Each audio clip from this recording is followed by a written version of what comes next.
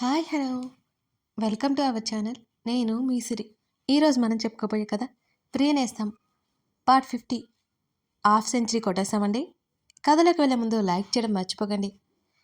ఎవరు వాళ్ళు? అతని పిఏ వైపు చూశాడు జయేంద్ర. తెలియదు సార్, చుట్టుపక్కల ఉన్న ఫ్లాట్స్ వల్ల అయి ఉంటారు అని అన్నాడు జయేంద్ర పిఏ. ఓకే అన్నట్టు తల ఆడించి అర్జున్ వైపు చూశాడు, నిర్ణయం ఏంటన్నట్టుగా. రాగిని కూడా కంగారుగా అర్జున్ని చూసింది. మాట్లాడడం అయిపోతే ఇక మీరు బయలుదేరండి అని మెల్లిగా చెప్పాడు అర్జున్. అర్జున్ ఏం మాట్లాడుతున్నాడో వాళ్ళకు అర్థం కాలేదు. ఏమంటున్నావు?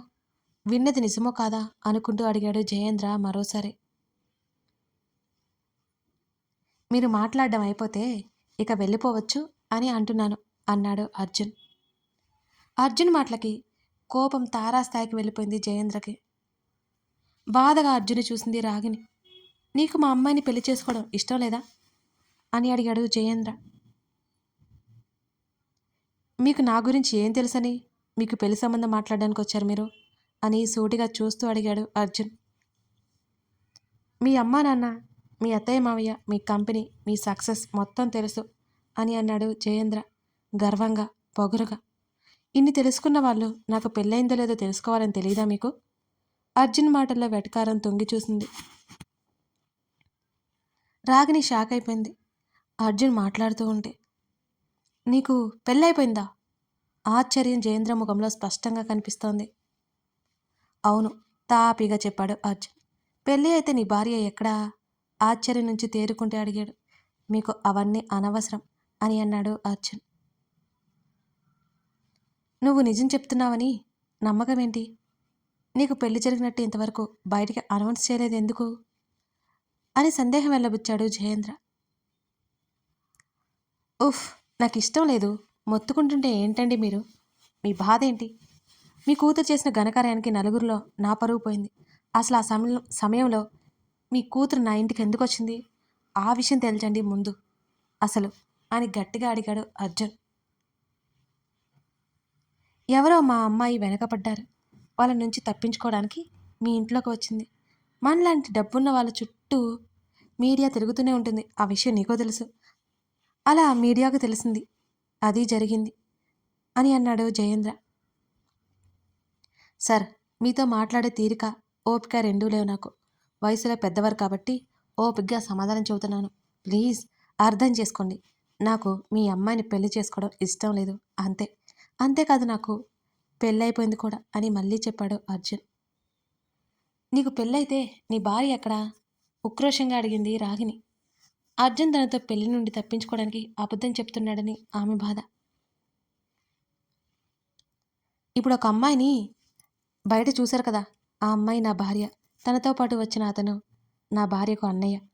మీరు పెళ్లి గురించి మాట్లాడేసరికి బాధపడి కోప్పడి వెళ్ళిపోయింది. ఇంతకంటే సాక్ష్యాలు నేను చూపించలేదు. ఇప్పుడు నేను నా వైఫ్ దగ్గరికి వెళ్ళాలి. మీరు వెళ్ళిపోతే తలుపుకి తాళం వేసుకుని నేను బయలుదేరుతాను అని అన్నాడు అర్జున్. నిర్మోహమాటంగా మాట్లాడాడు అతను. అవమాన భారంతో తండ్రి కూతుర్లో అక్కడి నుంచి వెళ్ళిపోయారు. అర్జున్కి పెళ్ళైపోయిందని తెలియగానే రాగినికి ఏడుపు వచ్చింది. తండ్రి ముందు బయటపడలేక మౌనంగా ఉంది. అర్జున్ అబద్ధం చెబుతాడేమోనని రాగిని బలంగా అనిపిస్తోంది. అర్జున్ని మళ్ళీ గ్రహించింది, గమనించింది. అతనికి పెళ్ళయిందో లేదో తెలుసుకోవాలని, అబద్ధమైతే వదులుకునేది లేదని రాగిని గట్టిగా నిర్ణయించుకుంది. జీప్ కీస్తో పాటు తాళాలు కూడా తీసుకుని అర్జున్ బయటకు వచ్చాడు. ఫ్లాట్కి లాక్ వేసి హడావుడిగా కిందకి నడిచాడు. పార్కింగ్ ఏరియాలో ఉన్న ప్రణయ్ బైక్ కనిపించలేదు. వెంటనే జీప్ స్టార్ట్ చేశాడు. డ్రైవ్ చేస్తూనే ప్రణయ్కి కాల్ చేశాడు. తను విన్నది నిజమేనని తెలియగానే అక్కడి నుంచి పరుగున కిందకు వచ్చింది ప్రవర్తిక. అర్జున్ అసలు ఒప్పుకోడని ఆమెకు తెలుసు. కానీ ఏదో చిన్న భయం, కంగారుతో పాటు కన్నీళ్ళు ఆగట్లేదు ప్రవర్తికకి. ప్రవి వెళ్తున్న చెల్లి చేతిని పట్టుకుని ఆపాడు ప్రణయ్. ప్రవి బాధగా చెల్లెల వైపు చూశాడు. అన్నయ్య, ఇక్కడ సమస్య అంతా ముగిసిపోయినట్టు ఉంది. నన్ను ఊరికి పంపించే అన్నయ్య, ప్లీజ్. వెళ్దాం పదా. ఇప్పుడే నన్ను రైల్వే స్టేషన్ దగ్గర వదిలిపెట్టు. నేను మన ఇంటికి వెళ్ళిపోతానన్నయ్య అని కన్నీళ్ళు తుడుచుకుంటూ చెప్పింది ప్రవర్తిక. అర్జున్ వేరే అమ్మాయిని పెళ్లి చేసుకుంటాడంటే నువ్వు నమ్ముతావా అని అడిగాడు ప్రణయ్ చెల్లెల్ని సూటిగా చూస్తూ. నమ్మనన్నయ్య, అందరూ అక్కడే ఉన్నారంటే ఆ అమ్మాయి ఎవరో నీకు గుర్తుందా? న్యూస్‌లో వచ్చింది. ఆ అమ్మాయే. నేను ఏదో చేద్దామని వచ్చేసాను. నేను చాలా పిచ్చిదాన్ని కదా అన్నయ్య. ఏడుపు ఆపుకోలేక బేలగా చూస్తూ ఏడ్చేసింది ప్రవర్తిక. ప్రవి వెళ్దాం పద. పార్కింగ్ లాట్‌లో ఉన్న బైక్ స్టార్ట్ చేశాడు ప్రణయ్. బైక్ ఎక్కింది ప్రవర్తిక.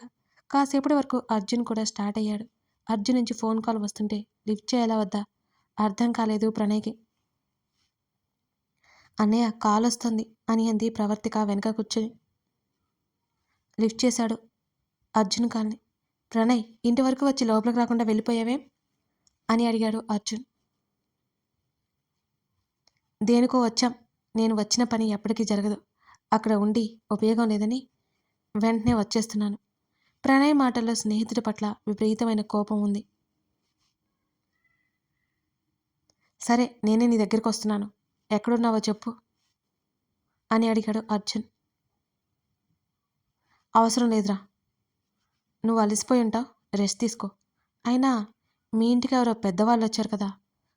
వాళ్ళని వదిలేసి రావడం ఏం బాగోదు. ఉంటాన్రా అని కాల్ కట్ చేశాడు ప్రణయ్. అర్జున్ ఏదో మాట్లాడబోయే లోపే ప్రణయ్ కాల్ కట్ అయిపోయింది.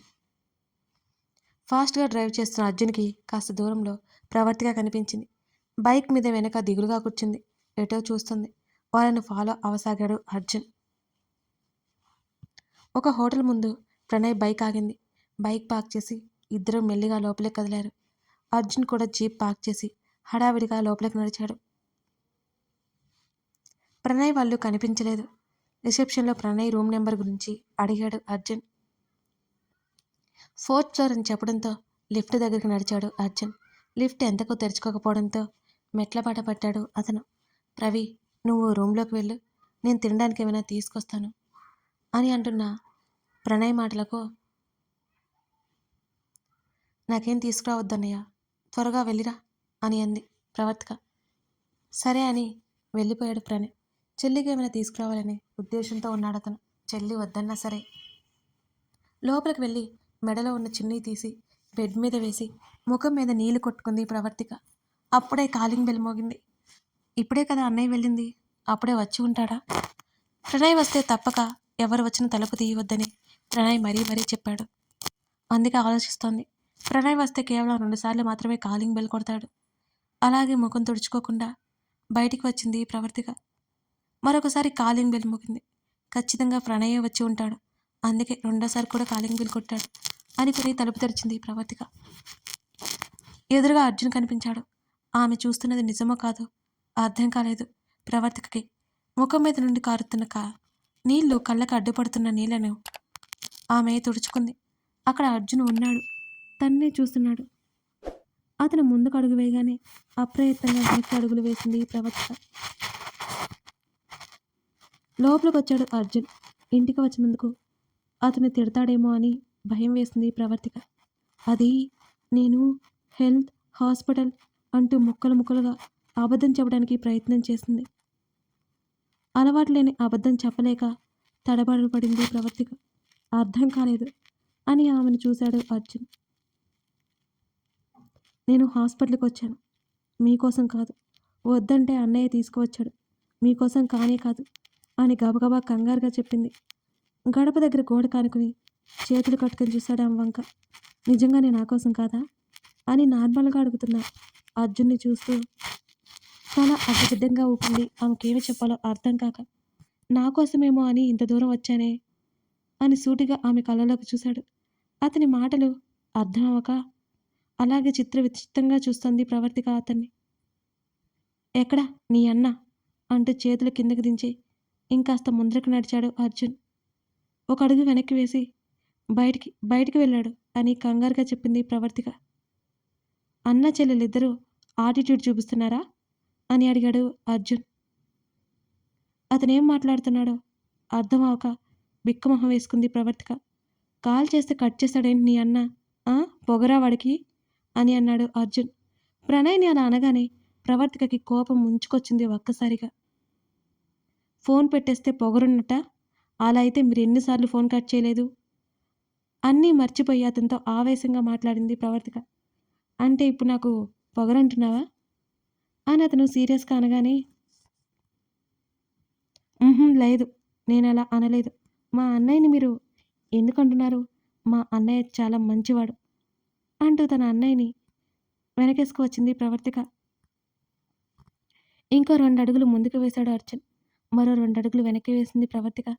ఆమె ముఖం మీద ఇంకా తడి అలాగే ఉంది. సరే బాయ్. వెనక్కి తిరిగాడు అర్జున్. అతను ఆమె కోసం రాలేదని నిరుత్సాహపడిపోయింది ప్రవర్తిక. వెళ్ళిపోతున్న అతన్ని ఆపాలి అనుకోలేదామె. ఆపలేదు కూడా. ముఖం కిందకి వేలాడదీసుకుని టవల్ కోసం హ్యాంగర్ వైపుకు నడిచింది ప్రవర్తిక. కాళ్ళ తడి వల్ల జర్రున జారి ఆమె గట్టిగా అరిచింది. చప్పున వెనక్కి తిరిగి ఆమె చేతిని పట్టుకొని చూశాడు. వెనక్కి వాలి గట్టిగా కళ్ళు మూసుకుంది. ఆమె చేతిని చాలా బలంగా పట్టుకున్నాడు అతను. అతను కింద పడకుండా అంత గట్టిగా పట్టుకోవడం వల్ల ఆమె చేయి నొప్పొచ్చింది. మెల్లిగా కళ్ళు తెరి చూసింది అతని వంక. ఆమె ముంజెత్తి దగ్గర పట్టుకుని దగ్గరికి లాక్కున్నట్టుగా సరిగ్గా నిలబెట్టాడు. కళ్ళు నెత్తిన పెట్టి నడుస్తావా అని ఆమె వైపు వాడిగా చూపులు విసిరాడు. అతని చేతిని సున్నితంగా విడిపించుకుంది. అతని ప్రవర్తన ఏంటో అంతు చిక్కలేదు ఆమెకి. అయోమయంగా చూసింది అతని వైపు. ఇంకా వెళ్ళిపోలేదేంటి అన్నట్టు చూసింది ప్రవర్తిక. ఏంటి అని అడిగాడు అలాగే ఆమె చూస్తుంటే. వెళ్ళిపోతాను అన్నారు అని కళ్ళు దించి అడిగింది ప్రవర్తిక. అతనే సమాధానం చెప్పకపోవడంతో తలెత్తి చూసింది. అతని ముఖం చాలా సీరియస్గా ఉంది. ఎందుకు అక్కడ ఉండాలి అనిపించక మెల్లిగా బాల్కనీలోకి నడిచింది. తలుపు వేసిన చప్పుడు వెనక్కి తిరిగి చూడలేదు. అప్పటికే కంటి నుండి నీళ్లు చెంపల మీదకు జారాయి. బాల్కనీలోకి వచ్చేసింది పూర్తిగా. అప్పటికి చీకటి పడిపోయింది. 2 ప్లాస్టిక్ పీటల్లాంటివి ఉన్నాయక్కడ. దాదాపు వాటి ఎత్తు కుర్చీ కంటే కొంచెం తక్కువగా ఉంది. దానిమీద కూర్చుని రైలింగ్ మీద చేతిలో పెట్టి ఆ చేతుల మీద తలపెట్టి ప్రవర్తిగా ఏడుస్తోంది. తలుపు కొట్టిన శబ్దం వినిపించింది. వెనక్కి తిరిగి చూసింది. బాల్కనీ డోర్కి ఆనుకుని ఆమెనే చూస్తూ కనిపించాడు అర్జున్. గబుక్కున కళ్ళు తుడుచుకుని వెంటనే లేచి నిలబడింది ప్రవర్తిక. మళ్ళీ తలుపు కొట్టిన శబ్దం. అక్కడ అర్జున్ ఉంటే ఇంకెవరు తలుపు కొడుతున్నారని ఆలోచించి ప్రణయ్ వచ్చి ఉంటాడని అర్థమయ్యి పరుగున అర్జున్ని దాటుకుని ముందుకు నడిచింది ప్రవర్తిక. తలుపు తెరవగానే లోపలికొచ్చాడు ప్రణయ్.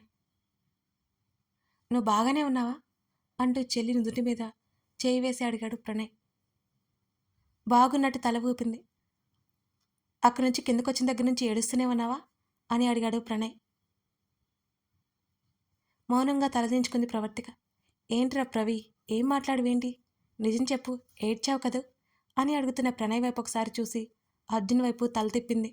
అక్కడెవరో ఉన్నట్టు అటు చూస్తావేంట్రా అంటూ ప్రణయ్ కూడా అప్రయత్నంగా తల తిప్పాడు. తలుపుకి తీరిగ్గా ఆనుకొని వాళ్ళ మాటలు వింటున్న అర్జున్ కనిపించాడు ప్రణయ్కి. ఆటోమేటిక్గా ప్రణయ్ కళ్ళు ఆశ్చర్యంతో పెద్దవైపోయాయి. చెల్లి వైపు చూశాడు వెంటనే. తలదించుకుని మౌనంగా నిలబడింది ఆమె. అర్జున్, నువ్వేంట్రా ఇక్కడ? సీరియస్గా అడిగాడు ప్రణయ్. మాట్లాడాలి అన్నాడు అర్జున్. పిచ్చిది కదా, న్యూస్ చూడగానే పరిగెత్తుకుంటూ వచ్చింది. తమ రాయి లాంటి హృదయం కరగదని మర్చిపోయి వచ్చిందిలే. ఇక్కడంతా సెటిల్ అయిపోయింది కదా, ఇవాళ వెళ్ళిపోతానంటోంది. ఇక మాట్లాడడానికి ఏముంది? ప్రణయ్ మాటల్లో కోపం, వెటకారం, బాధ అంటే తొంగి చూశాయి. అర్జున్ బాధపడతాడేమో అని అతని వైపు కంగారుగా చూసింది ప్రవర్తిక. ఆ విషయం అర్జున్ గమనించేశాడు. ఎక్స్ట్రాలు చేయడం ఆపుతావా? నేను సీరియస్గా అన్నాడు అర్జున్. రవి, నువ్వు వెళ్ళి భోజనం చేయి అంటూ ప్యాకెట్ ప్రవర్తిక చేతిలో పెట్టాడు ప్రణయ్. ఆమెకేం చేయాలో తెలియక మౌనంగా నిలబడి చూస్తోంది ఇద్దరిని. నువ్వు బయటికి వెళ్తే మాట్లాడాలి అని మళ్ళీ అన్నాడు అర్జున్. ఎవరితో మాట్లాడతావు అర్జున్? ఏం మాట్లాడతావు? నీ వైపు నా చెల్లిక రాదురా. నిన్నేం ఇబ్బంది పడదు. నువ్వు పెళ్లి చేసుకుంటావో చేసుకోవో నీ ఇష్టం అని గట్టిగా చెప్పాడు ప్రణయ్. నువ్వు నోరు మూసుకుంటావా? కొట్టేలా ఉన్నాయి అర్జున్ చూపులు. ఇంకోసారి నీ మూలంగా నా చెల్లి కంట్లో నీళ్లు వస్తే నేను ఒప్పుకోను అర్జున్. నువ్వెక్కడ తన్ని మాటలతోనే హర్ట్ చేస్తావని నాకు భయమేస్తోందిరా. ఇప్పటికే నీ వల్ల ఇంట్లో అందరి చేత మాటలు పడుతుంది. మీ దగ్గరికి వెళ్ళమని ఇంట్లో గొడవ చేస్తున్నా తప్పు తన మీద వేసుకుని అందరి చేత తిట్లు తింటూ మౌనంగా గదిలో కూర్చొని కన్నీళ్లు పెట్టుకుంటుంది. ఇప్పటికే ఎంతో బాధను భరించింది. ఇక వదిలే అర్జున్.